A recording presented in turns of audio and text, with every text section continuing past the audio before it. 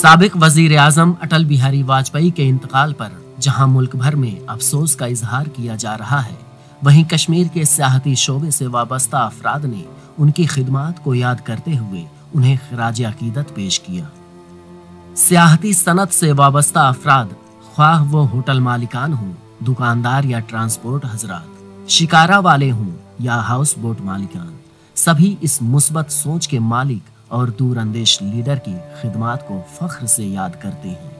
अटल भाई वाजपेयी की दौर में ऐसा कुछ हुआ है जो आज तक नहीं हुआ है। वाजपेयी के दौरे इख्तदार में रियासत की मईशत में रीढ़ की हड्डी कहलाई जाने वाली सियाहती सनत के फरोग के लिए कई अहम और नतीजा खेज इक़दामात उठाए गए। नामसाइद हालात के चलते इस अहम शोबे की शान रफ्ता को बहाल करने और इसमें नई रूह फूंकने के लिए भी वाजपेयी जी के दौर को याद किया जा रहा है।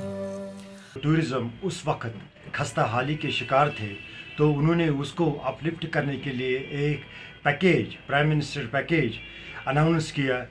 रियासत जम्मू और कश्मीर खासकर वादी की तरक्की, अमन और सलामती के लिए वो हमेशा कोशां रहे।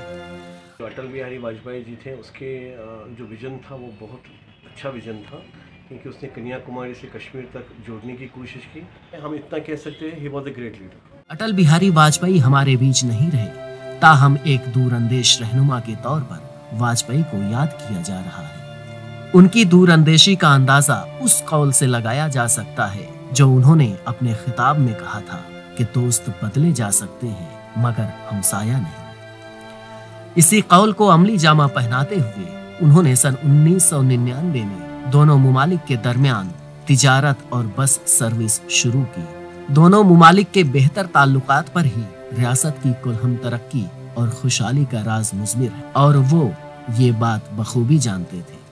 उन्होंने हर एक से बात की थी कि कश्मीर का मसला हल हो जाए। अटल बिहारी वाजपेयी ही थे जिन्होंने इंसानियत, जमहूरियत और कश्मीरियत का नारा बुलंद किया था, और ये नारा हर कश्मीरी के दिलो दिमाग में बस चुका है।